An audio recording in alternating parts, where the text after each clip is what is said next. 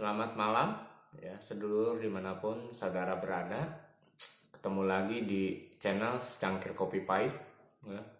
Sambil nyantai, sambil ngopi malam hari ini, ya. Saya agak pilek, agak batuk, ya. Tapi saya akan menyampaikan materi ini supaya kita sharing bersama-sama.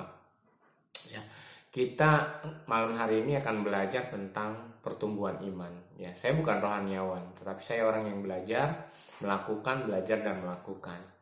Jadi sebagai petani juga saya adalah orang praktisi, bukan orang teoritis. Jadi apa yang saya sampaikan adalah hal-hal yang praktis, hal-hal yang bisa dilakukan, ya. Bukan secara teoritis atau dalil-dalil saja, ya.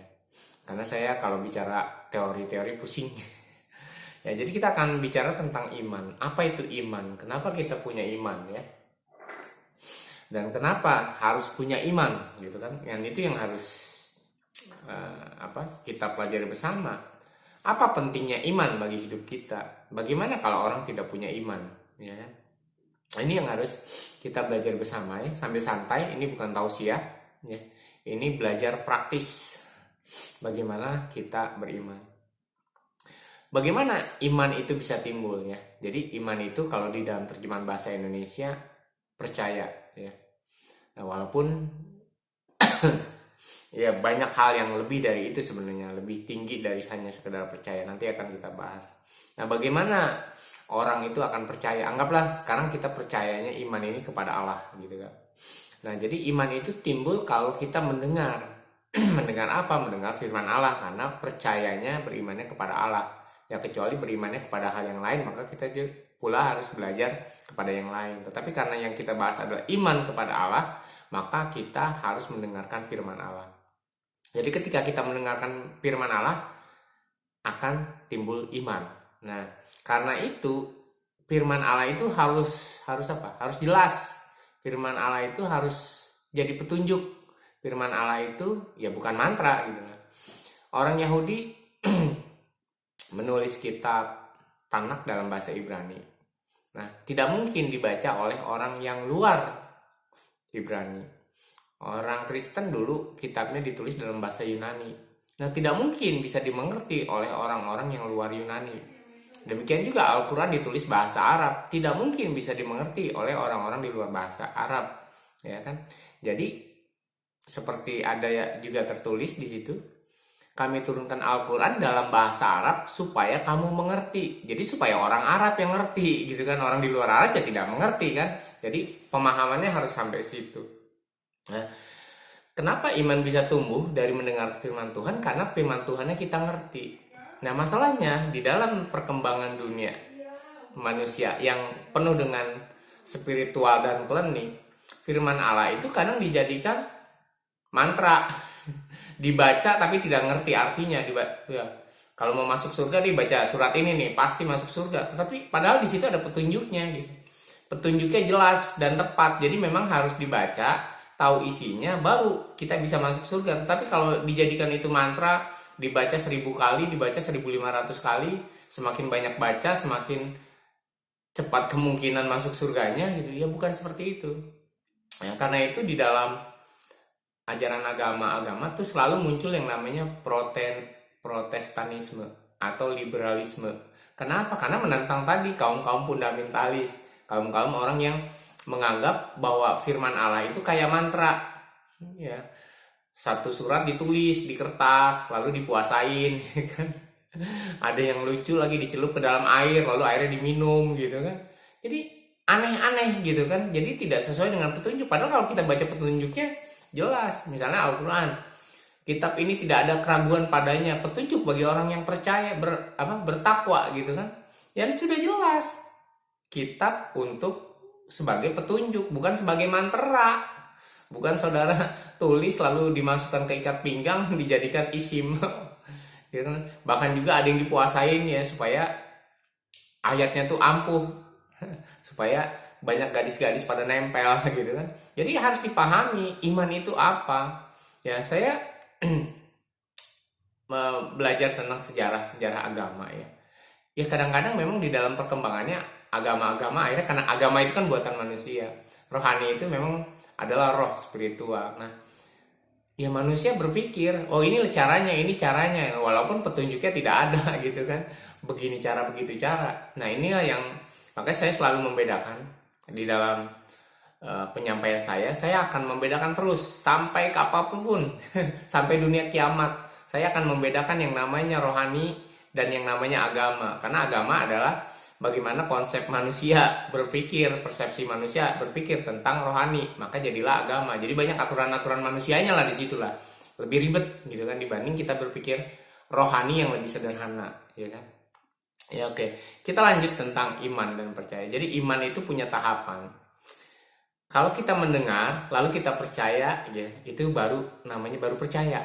Kalau dalam bahasa Inggris believe. Jadi kalau saya duduk, saya dengar, oh tiba-tiba ada teman saya datang, wah tadi ada kecelakaan di sana, ya. Lalu saya bilang, oh iya gimana? Nah ada respon saya untuk percaya, lalu diceritakan. Nah itu namanya iman berdasarkan percaya. Apakah saya percaya atau tidak percaya? Ya, cerita teman saya itu adalah fakta. Jadi belief adalah, ya, iman yang paling dasar ini ya. Iman yang paling dasar adalah percaya berdasarkan fakta. Ya, seperti kita percaya adanya Allah, ya kan, percaya adanya nabi, percaya adanya kitab, karena ada faktanya, maka percaya, itulah belief. Tapi itu tidak membangun iman, baru saja gitu. Nah bagaimana kita bisa punya iman, ya, yaitu melakukan apa yang difirmankan. Jadi kalau hanya percaya, ya sudah percaya saja gitu kan. Ada Allah, ya ada Allah, ya sudah gitu, tidak berdampak apa-apa, ya kan. Sama seperti teman saya datang menceritakan ada sebuah kecelakaan, ya saya sudah percaya saja, tidak berdampak apa-apa bagi hidup saya, tidak berdampak apa-apa bagi orang yang mengalami kecelakaan, ya, hanya sekedar percaya. Itu iman yang tingkat pertama, yaitu iman yang sifatnya percaya, ya. Nah rata-rata semua orang itu baru pada tingkat di situ, ya, percaya. Ya, makanya tidak mengalami apa-apa di dalam hidupnya. Ya, tetap saja dia berbuat jahat, tetap saja dia berbuat korupsi, tetap saja dia melakukan pelecehan seksual gitu kan di tempat-tempat pesantrennya, di gereja-gerejanya gitu kan. Kenapa? Karena dia cuma percaya saja, tidak melakukan apa yang diperintahkan, apa yang ada di dalam yang jadi petunjuknya gitu tidak dilakukan. Jadi iman itu tumbuh bukan karena mendengar. Jadi ada orang, dengerin firman Allah, dengerin. Ada orang ngaji didengerin, wah nanti kamu bertambah imannya. Ya nggak bisa. Dapat pahala, ya betul, dapat kebaikan. Tetapi imannya tidak tumbuh. Ya paham ya? Ketika kita mendengar orang ngaji, wah enak kan dengernya, ya. Ya kita dapat pahala mendengarnya, dapat kebaikan lah ibaratnya. Tetapi apakah itu membuat kita beriman? Tidak tentu, belum tentu. Di mana-mana setiap hari ya di Indonesia ini orang yang namanya ngaji di masjid pakai speaker tua kencang-kencang, semua orang pasti mendengar. Tetapi aja sambil ngedengar orang ngaji, sambil mendengar firman Tuhan, orang tetap aja mau membunuh, mencuri, mencopet di terminal-terminal kan begitu. Ya kan, padahal dekat masjid di situ terminalnya. Ya, jadi itu yang harus dipahami. Ketika hanya percaya saja itu belum membuat apa-apa. Belum membuat apa-apa dalam hidup kita, baru percaya. Setan juga percaya, binatang-binatang juga percaya kepada Allah gitu loh. Ya itu kan baru cuma percaya, ya kan? Tidak ada hal yang membuat kita berubah karena kita percaya gitu kan. Nah, tahapan iman yang kedua adalah trust. Nah, kenapa saya pakai bahasa Inggris, karena memang ini agak sulit kalau dipakai bahasa Indonesia. Trust itu adalah percaya bahwa yang dipercayainya itu punya kemampuan. Jadi kalau dalam bahasa Inggris, saya kerja di kebun, saya punya karyawan, lalu saya gaji dia untuk melakukan ini dan melakukan itu. Jadi saya trust ke dia, I trust you, bukan I believe you. I believe itu hanya percaya, I trust you, saya percaya kamu melakukan, bisa gitu loh. Ini bikin ini ya, kamu bisa. Nah sama ketika orang mengalami trust kepada Allah, itu adanya percaya bahwa Allah sanggup melakukan. Nah ini baru hubungannya yang kedua ya. Kalau tadi cuma kenal aja, belief itu cuma kenal, iya. Tapi kalau hubungan kedua kepada trust, itu akhirnya ada hubungan, yaitu orang mulai berdoa karena percaya bahwa Allah itu sanggup melakukan. Ya, ketika kita tidak punya uang, kita berdoa kepada Allah karena kita percaya Allah sanggup memberikan rezeki. Ketika kita sakit, kita berdoa kepada Allah karena Allah sanggup ya bagi kita untuk apa? Menyembuhkan sakit penyakit. Tetapi apakah ada orang yang beragama luar biasa tetap saja ketika mencari kesembuhan maka dokter?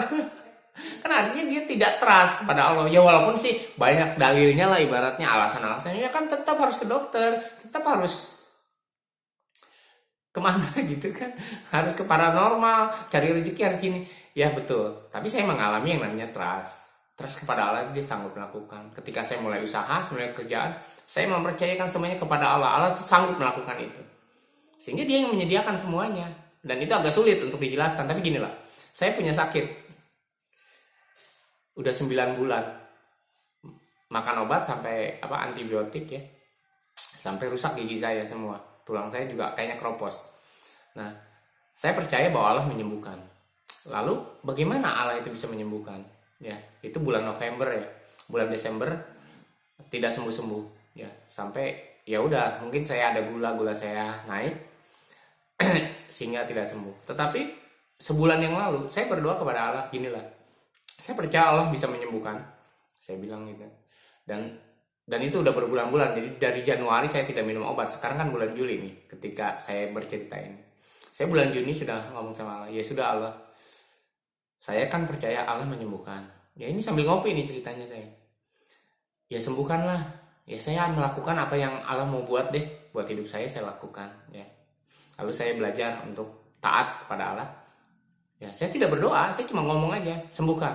Dan sekarang bulan Juli, ya saya senang. Luka saya kering 9 bulan. November sampai Juli baru sembuh. Itu artinya saya percaya Allah menyembuhkan tanpa saya minum obat tidak saya doakan karena saya sudah menyerahkan kepada Allah, ya kan? Kalau tidak percaya silakan datang.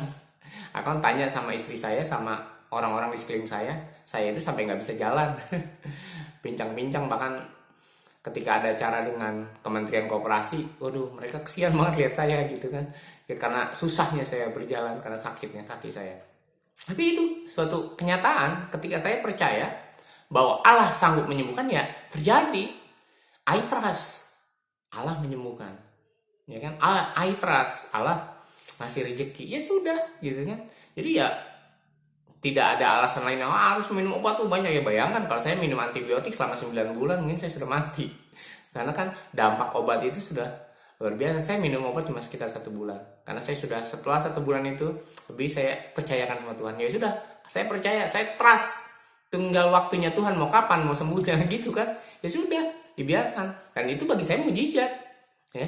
Itu trust, mempercayai bahwa Allah sanggup melakukan. Nah, di dalam kehidupan kita beragama, kadang-kadang kita tidak melakukan itu. Ilmu agamanya tinggi, tapi tidak trust kepada Allah. Tidak percaya bahwa Allah sanggup melakukan. Ya contoh dalam dunia politik. Ketika Jokowi jadi presiden, tetap aja ingin diruntuhkan, ingin dihancurkan, ingin diturunkan. Karena tidak percaya bahwa Allah yang mengangkat dia. Kan jadi lucu. Padahal semuanya orang-orang beragama loh. Ilmunya tinggi, dokter dalam ilmu agama, dokter dalam ya S2, S1 gitu kan. Nah, karena tidak punya trust, yaitu kepada kode dan kodar, bahwa Allah yang mengangkat raja dan menurunkan raja, ya terserah Allah. Karena kita tidak menganggap itu ada. Nah, itulah yang harus kita percayai gitu kan. Sebenarnya trust itu yang jarang dimiliki oleh orang beragama. Dan saya prihatin, ilmu agama dibesar-besarin, masjid, gereja dibesar-besarin, tapi berapa banyak sih yang trust kepada Allah bahwa Allah sanggup melakukan sesuatu di dalam hidupnya? Ya prihatin kan. Ulama-ulama semakin banyak, pendeta-pendeta semakin banyak, ngebadeg kata orang Sunda. Tambah ngebadeg. Ya sekolah-sekolah agama tambah ngebadeg, berjamur gitu kan. Tetapi yang trust kepada Allah, ya ampun. Saya kadang capek ketemu orang untuk ngajarin tentang iman itu apa. Iya kan saya percaya, tapi kan saya harus gini. Iya kan saya percaya, tapi harus gini. Ya terserah.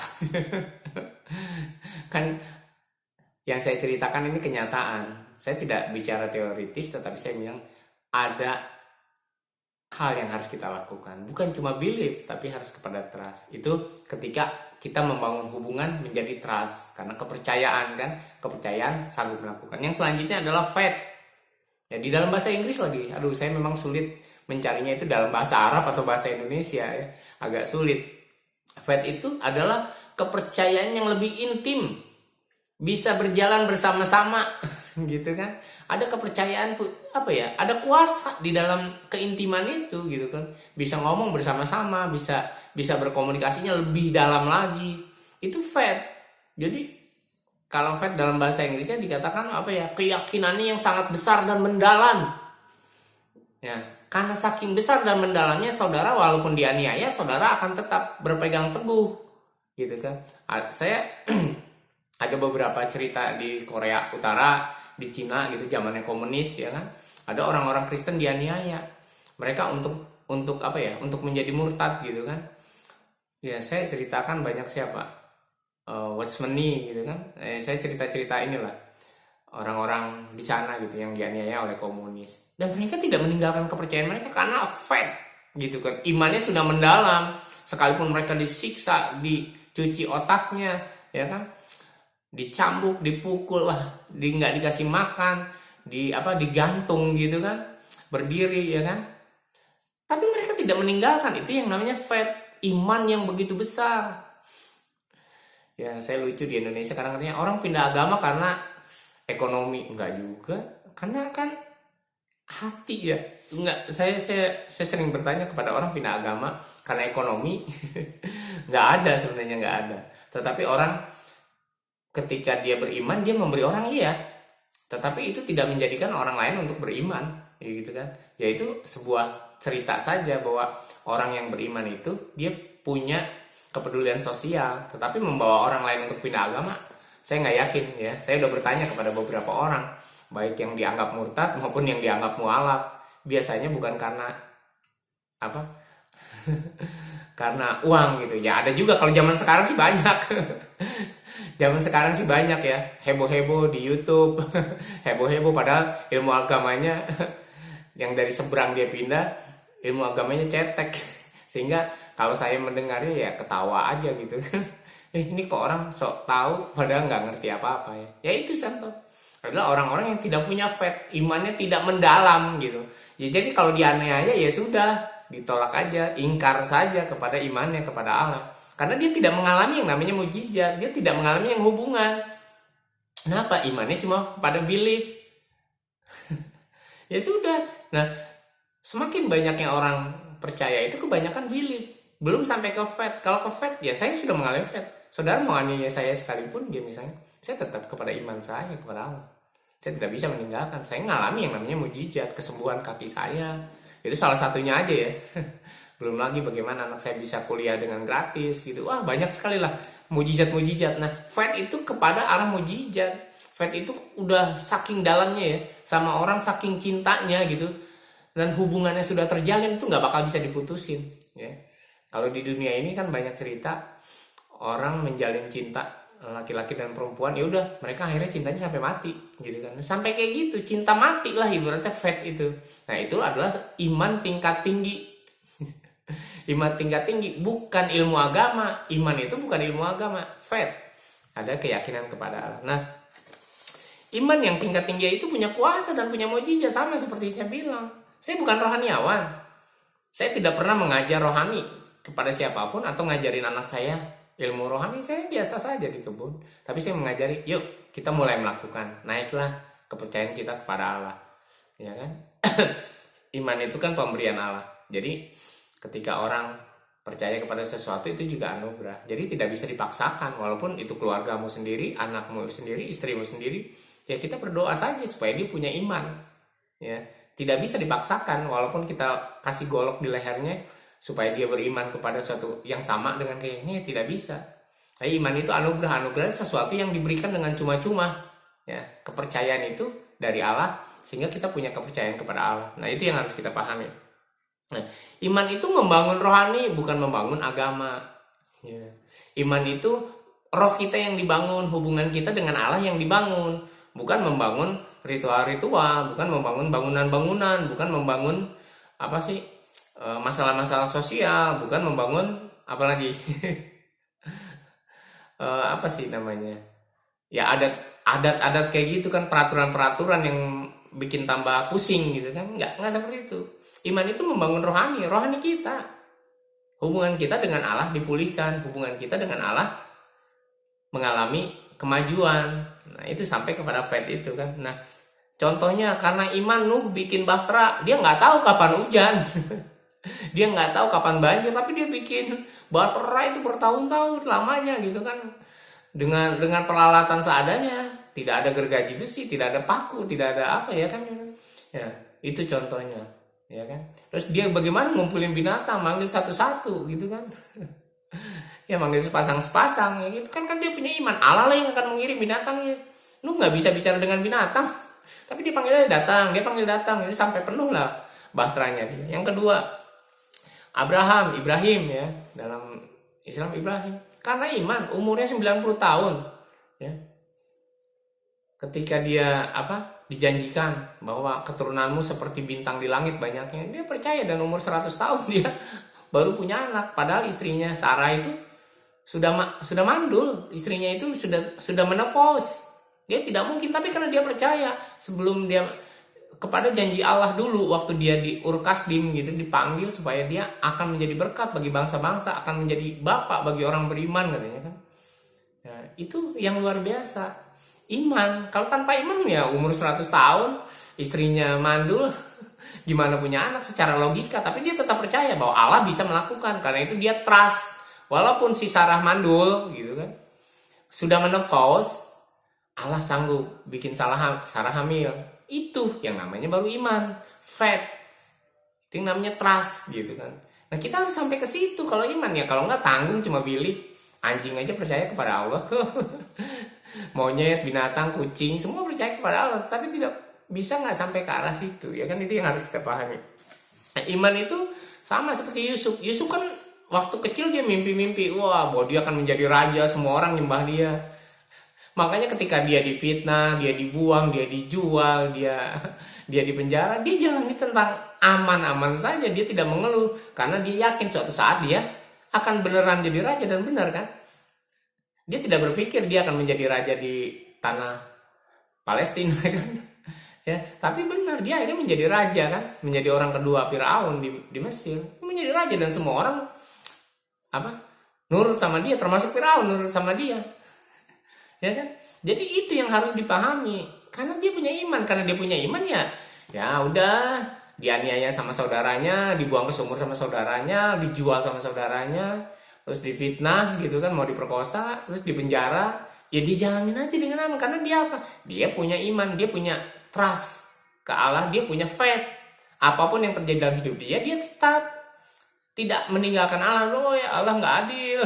Kok mimpi saya kenyataannya nggak realistis gitu kan ya. Tetapi akhirnya kan dia menemukan sendiri, imannya itu terjawab. Nah, itu yang harus kita pahami. Jadi iman itu tujuannya untuk kita bisa lebih mengenal Allah.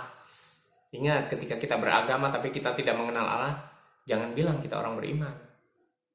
Ketika kita beragama, belajar ilmu agama ya, belajar banyak firman, lakukan ritual-ritual, tetapi kita tidak punya hubungan dengan Allah, jangan bilang kita orang beriman. Kita bukan orang beriman ya. Cuma orang percaya aja, believe. I believe in you. Saya cuma percaya aja. Ya kan? Tapi tidak ada nilainya, tidak ada apa-apanya. Sama saya ketika saya percaya sama teman saya believe aja. Kan tidak perlu saya sembah, tidak perlu saya apa-apakan, dan bagi saya sendiri hati saya ya sudah percaya. Suatu saat saya juga tidak percaya sama dia, jadi akan ada perubahan dari percaya menjadi tidak percaya. Itu believe. Ya. Ini yang harus kita pahami bersama-sama. Yuk kita belajar bersama-sama tentang iman itu apa.